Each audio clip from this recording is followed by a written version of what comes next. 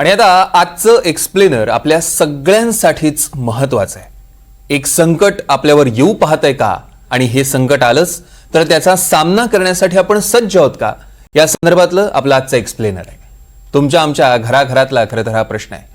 आजचं एक्सप्लेनर पाहण्याआधी आपण काही फोटोज बघूया. आता आपल्याला स्क्रीनवर दिसत आहेत हे काही वर्षांपूर्वीचेच फोटो आहेत मुंबईतले. एवढी रिकामी मुंबई तुम्ही कधी पाहिली होती, आठवत आहे? त्याचं उत्तर आहे, हे सगळे फोटोज कोरोना काळातले. अव्याहत धावणारी मुंबई पहिल्यांदा थांबली ती कोरोना काळामध्ये. मुंबईसह संपूर्ण देशात लॉकडाऊन लागलं आणि देशानं कोरोनाची महामारी अनुभवली. त्या आधीच्या भूतकाळात मुंबई कधीही थांबली नव्हती आणि भविष्यातही मुंबईचं असं चित्र कधीही दिसू नये. आता आज हे फोटो तुम्हाला दाखवण्याचं कारण म्हणजे सध्या जगभरात एकाच प्रश्नाची चर्चा आहे. हा प्रश्न म्हणजे कोरोना परत येणार का? आता याची चर्चा पुन्हा एकदा जगभरात सुरू झालेली आहे. कोरोनाची ही चर्चा पुन्हा का सुरू झाली, त्या संदर्भातल्या बातम्या नेमक्या काय ते सगळ्यात आधी बघूया. पहिली बातमी आहे, आशियामध्ये कोरोना वाढतोय. दुसरी बातमी, चीनमध्ये कोरोनाची नवी लाट आली आहे. तिसरी बातमी, हाँगकाँगमध्ये कोरोना वाढलाय. आणि चौथी बातमी ते म्हणजे सिंगापूरमध्ये कोरोनाचे रुग्ण वाढलेले आहेत. आता चीनमधलं हाँगकाँग हे शहर आणि सिंगापूरमध्ये कोरोनाचे रुग्ण अचानक वाढू लागले. कोरोनाचा उगम सुद्धा चीनमधल्या वुहानमध्ये झाला होता आणि आता चीनच्या हाँगकाँगमध्येच रुग्ण वाढायला लागलेले. सगळ्यात महत्त्वाचं म्हणजे उन्हाळ्याचे दिवस सुरू आहेत आणि उन्हाळ्याचे दिवस सुरू असताना सिंगापूर आणि हाँगकाँगमध्ये कोरोना वाढणं हे तज्ज्ञांना आश्चर्यकारक वाटलंय. कारण पावसाळ्याच्या दिवसात वेगवेगळे व्हायरसेस वाढतात, त्यामुळे साथीच्या आजारांमध्ये वाढ होते. मात्र उन्हाळ्यात ही संख्या जरा कमी असते. असं असताना सुद्धा उन्हाळ्यात कोरोनाचे रुग्ण वाढल्यानं जगाला सावध करणारी ही बातमी. आता बघूया हाँगकाँग आणि सिंगापूरमध्ये कोरोनाची नेमकी स्थिती काय आहे ते. हाँगकाँगमध्ये मार्च महिन्यामध्ये फक्त 1% कोरोनाचे रुग्ण होते. हाच आकडा मे महिन्यात वाढला आणि आता हाँगकाँगमध्ये 11.4% कोरोनाचे रुग्ण आहेत. आणखी महत्वाचं म्हणजे या वर्षात हाँगकाँगमध्ये कोरोनामुळे 30 मृत्यू झाले. सध्या हाँगकाँगमध्ये कोरोनाचे 81 गंभीर रुग्ण आहेत. हाँगकाँगमध्ये 83% रुग्ण हे 65 वर्षांवरचे आहेत आणि त्यातले 90% रुग्ण हे कॉर्माबिड म्हणजे आधीपासूनच काही रोगांनी ग्रस्त असे. आता ही झाली हाँगकाँगची परिस्थिती. सिंगापूरमध्ये सुद्धा हाँगकाँग सारखीच परिस्थिती आहे. म्हणजे सिंगापूरमध्ये बघायचं झालं तर सिंगापूरमध्ये सध्या कोरोनाचे 14,200 इतके रुग्ण आहेत. सिंगापूरमध्ये 30% रुग्णांचं हॉस्पिटलायझेशन वाढलेलं आहे. मे महिन्यात कोरोनाचे रुग्ण एकदम दुप्पट झाले. सिंगापूरमधल्या रुग्णालयांमध्ये रोज साधारणपणे कोरोनाचे 30 रुग्ण दाखल होत आहेत आणि सिंगापूरमध्ये कोरोना टेस्टचं प्रमाण सुद्धा वाढलेलं आहे. आता ही सगळी कोरोना संदर्भातली नवी माहिती आहे, नवी आकडेवारी आहे. तर हाँगकाँग आणि सिंगापूरमध्ये हा जो नवा कोरोना वाढतोय तो कोरोना सांडपाण्यातनं निर्माण झाल्याचं सांगण्यात येत आहे. मात्र कोरोनाचा हा नेमका कोणता व्हेरियंट आहे, तो किती वेगानं पसरणार आहे आणि कितपत घातक आहे, याबद्दल आता अभ्यास देखील सुरू झालेला आहे. सिंगापूरमध्ये कोरोनाचे रुग्ण वाढल्यानंतर त्या देशाच्या आरोग्य विभागानं एक महत्वाची माहिती दिली आहे. सिंगापूरच्या आरोग्य विभागानं नेमकं काय सांगितलं बघूया. नवा कोरोना व्हायरस जास्त घातक असल्याचे पुरावे आत्तापर्यंत तरी सापडलेले नाहीयेत. मात्र या नव्या व्हेरियंटमुळे जगण्यावर परिणाम होऊ शकेल आणि आरोग्य व्यवस्थेवर ताण येण्याची सुद्धा चिन्ह आहे. आपण बघितलं की जेव्हा 2020 मध्ये जेव्हा कोरोनाची पहिली लाट आलेली तेव्हा कोरोनानं किती विध्वंस केला होता, त्याच्या अनेक कटू आठवणी आहेत. त्याचबरोबर कोरोनाला हलक्यात घ्यायचं नाही हे सुद्धा कोरोनानं आपल्याला शिकवलंय. आणि म्हणून असा विनाश पुन्हा कधीही होऊ नये यासाठी सगळ्यांना सावध राहावं लागणार आहे. आता कोरोना काळात नेमकं काय काय घडलं होतं यावरही एकदा नजर टाकूया. अमेरिकेपाठोपाठ कोरोनाचा सर्वाधिक फटका बसलेला भारत हा जगातला दुसऱ्या क्रमांकाचा देश ठरलेला होता. आत्तापर्यंत भारतात कोरोना रुग्णांचा अधिकृत आकडा बघायचा गेला तर आपण 4,50,41,748 एवढा सांगितला जातो. तर भारतात कोरोनामुळे मृत्यूचा आकडा हा 5,33,623 एवढा नोंदवला गेलाय. कोरोनामुळे सर्वाधिक मृत्यू झाले अमेरिकेत, त्यापाठोपाठ ब्राझील आणि तिसऱ्या क्रमांकाचे मृत्यू झाले भारतामध्ये. भारतातला मृत्यूचा अधिकृत आकडा हा 5 लाखांवर असल्याचं सांगण्यात जरी येत असलं तरी प्रत्यक्षामध्ये त्यापेक्षा बरेच जास्त मृत्यू झाल्याची चर्चा होती.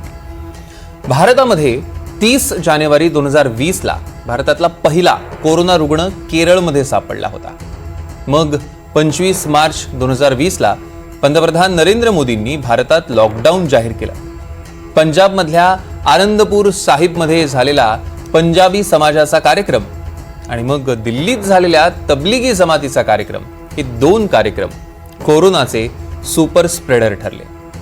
भारतात मार्च 2020 मध्ये सुरू झालेली ही कोरोनाची पहिली लाट सप्टेंबरमध्ये एकदम पीकवर म्हणजे शिखरावर पोहोचली.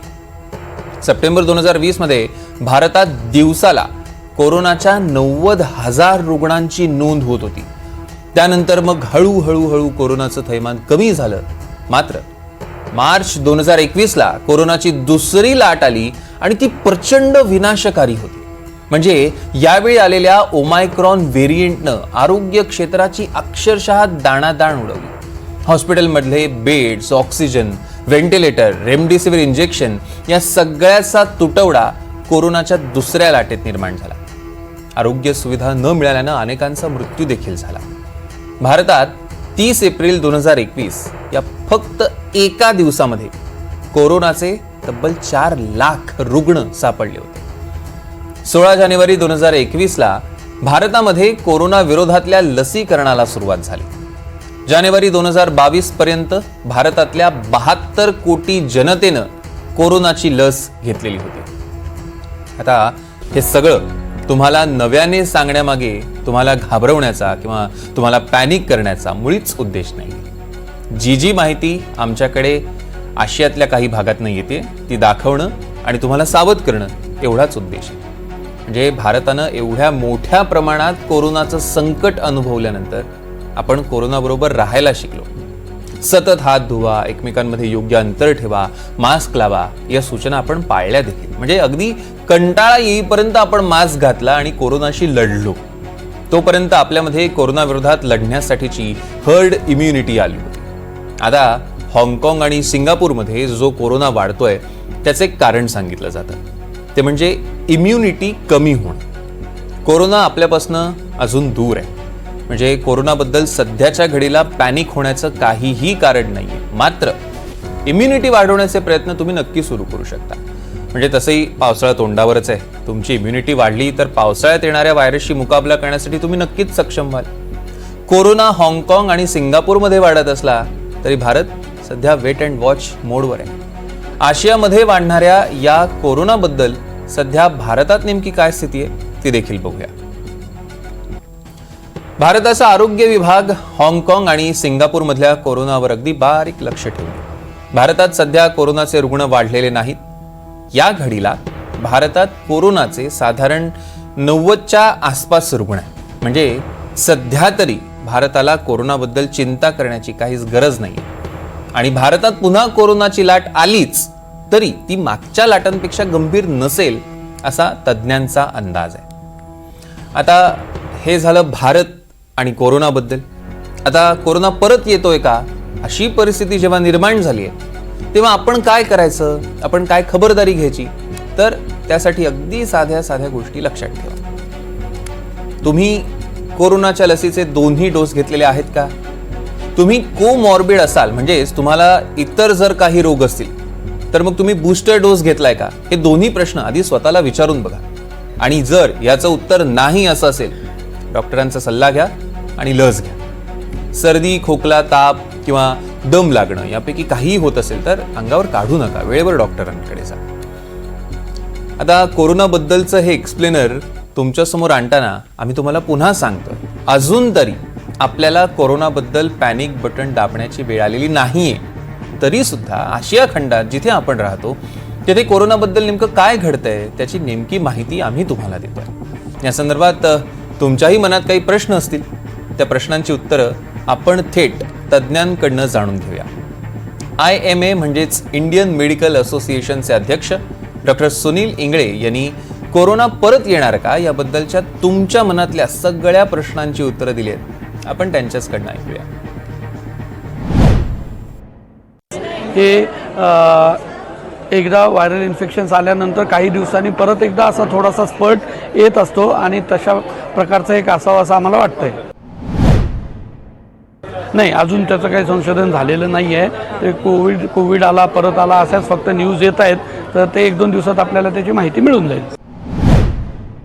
आपण बऱ्यापैकी सज्ज आहोत की कोरोनाच्या मागच्या 2 लाटींमध्ये आपण बऱ्यापैकी तयारी करून आपण आपला देश आणि आपण सर्वच नागरिक बऱ्यापैकी तयारी केलेली आहेतच, आपण तयारीतच आहोत। त्याच्यामुळं त्याचं खूप काही नुकसान होईल असं मला वाटत नाही। आता ती जी त्रिसूत्री आहे जी की बाबा मास्क लावा, 1 मीटरचं डिस्टन्स पाळा आणि हात वेळोवेळी स्वच्छ धुवत राहा, ही जर पाळली आपल्या सर्व नागरिकांनी तर त्याचा प्रादुर्भाव खूप काही मोठा होईल असं आम्हाला वाटत नाही आहे।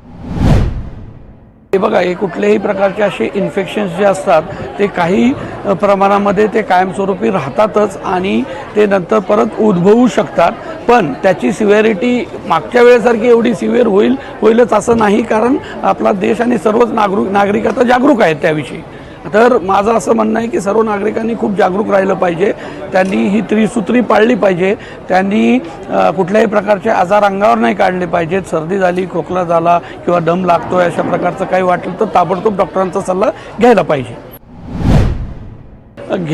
घातलेलं बरं आहे, म्हणजे आपण आपलं स्वतःचं संरक्षण करण्यासाठी आत्तापासूनच जेव्हा आपल्याला न्यूज आली तर स्वतःहून एक काळजी, मास्क घालणे, हात धुणे, जास्त गर्दीच्या ठिकाणी जाणं टाळणे, किंवा जे पेशंट्स डायबिटीसचे पेशंट्स आहेत, हार्ट डिसीजचे पेशंट्स आहेत, हायपरटेन्शनचे पेशंट्स आहेत, त्यांनी तर विशेष काळजी घ्यायलाच पाहिजे।